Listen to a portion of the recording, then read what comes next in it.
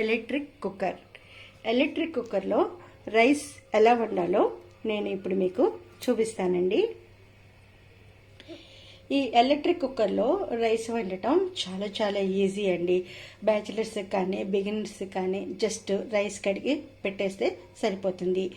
ఇది రైస్కి ఎన్ని వాటర్ పోయాలి, ఎలా వండాలి అన్నది నేను ఇప్పుడు మీకు వీడియోలో చూపిస్తాను. ఇది మన ఎలక్ట్రిక్ రైస్ కుక్కర్ కొన్నప్పుడు వాళ్ళే ఇస్తారు. ఇది మెజరింగ్ కప్ అని అంటారు. ఈ కొలతకి వాళ్ళు ఇచ్చేటటువంటిది. ఒక మనిషికి ఒక కప్పు సరిపోతుంది. ఇప్పుడు ఈ మెజరింగ్ కప్పులో నేను రైస్ తీసుకుంటున్నాను. ఇలా రైస్ 1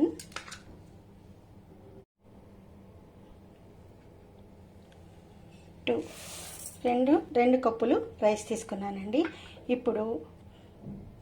ఇప్పుడు ఇందులో వాటర్ పోసి శుభ్రంగా 2 సార్లు కడగండి. బియ్యం కడిగేటప్పుడు ఒక్కసారి ఇలా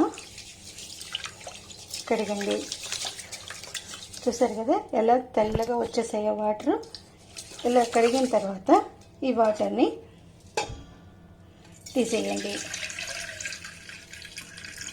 బియ్యం కడిగేటప్పుడు ముఖ్యంగా మనము వాటర్ పూర్తిగా తీసేయాలండి. లేకపోతే వాటర్ ఉండిపోతే కనుక రైస్ మెత్తపడుతుంది. అందుకని కొలత ప్రకారం చేసుకుంటే అన్నం పర్ఫెక్ట్గా ప్రతిరోజు ఒకే రకంగా వస్తుంది.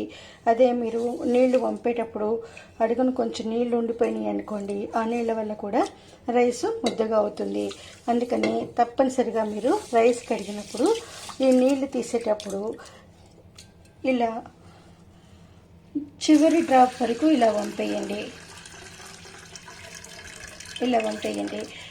బిగినర్స్కి బియ్యం పడిపోతాయనే భయం ఉంటే కనుక ఇలాంటి స్ట్రైనర్ పెట్టుకుని నీళ్లు ఇలా వంపేయండి.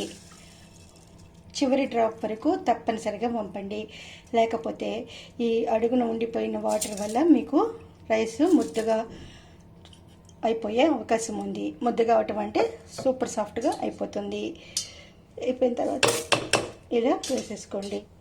ఇప్పుడు దీనికి వాటరు తీసుకోవాలి.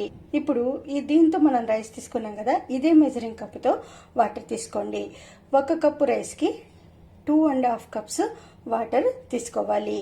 ఇప్పుడు మనం 2 కప్స్ రైస్ తీసుకున్నాం కాబట్టి 5 కప్స్ వాటర్ తీసుకోవాలి. ఈ నీళ్లు వంపేటప్పుడు జాగ్రత్తగా వంపి పర్ఫెక్ట్గా వాటర్ పోసుకుంటే రైస్ చాలా పొడిగా బాగుంటుంది. పర్ఫెక్ట్గా మనకి హోటల్లో వండినట్టు వస్తుంది. ఇప్పుడు ఈ 2 కప్స్ రైస్కి 5 కప్స్ వాటర్ పోస్తాను. 1 2 3 4 5. చూసారు కదా, 5 కప్పుల నీళ్ళు తీసుకున్నాను. ఒక్కసారి ఈ రైస్ మొత్తాన్ని ఇలా సరి చేసేసి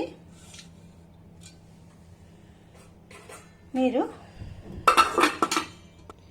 ఇలా వాటర్ పోసిన తర్వాత ఈ గిన్నెని ఈ ఎలక్ట్రిక్ కుక్కర్లో ఇలా పెట్టేసేయండి.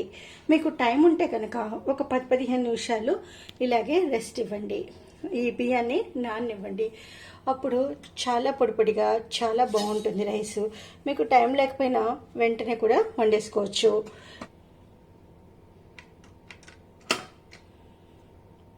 చూసారు కదా, కుక్కరు ఆన్ చేశాను. అంతేనండి, మేమేం చేయగలదు, అది ఆటోమేటిక్గా ఆఫ్ అయిపోతుంది. ఇప్పుడు అన్నం ఉడికిన తర్వాత నేను మీకు చూపిస్తాను. కరెక్ట్గా 25 నిమిషాల తర్వాత రైస్ కుక్కరు ఆటోమేటిక్గా ఆగిపోయిందండి. ఎలక్ట్రిక్ కుక్కర్లో నాకు కీప్ వార్మ్ ఫంక్షన్ లేదండి, నేను తీసుకోలేదు. అది ఈ మామూలు ఆటో ఆఫ్ ఫంక్షన్దే తీసుకున్నాను నేను. చూడండి, ఇప్పుడు 25 మినిట్స్లో ఈ రైస్ ఉడికిందండి.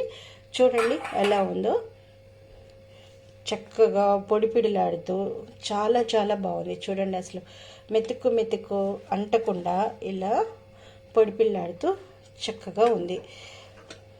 అదిగోండి, ముద్దగా ఉండకుండా ఇది సన్నపు సెగన వార్చిన అన్నం ఉన్నట్టు చాలా చాలా బాగుంది.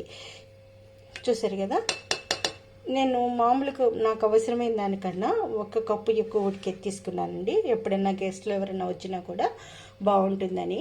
ఇంకొక కప్పు రైస్ చేస్తే ఇంతవరకు వస్తుంది. ఇలా ఉడికిపోయింది. చూసారు కదా, పొడిపిల్లాడుతూ అన్నం ఎలా ఉందో. అంతే. దీంట్లో ఉన్న అడ్వాంటేజ్ ఏంటంటే మనకు అన్నం చాలా పొడిగా చాలా బాగుంటుందండి. తర్వాత మనం ఆన్ చేసి వెళ్ళిపోతే ఆటో ఆఫ్ అయిపోతుంది కదా.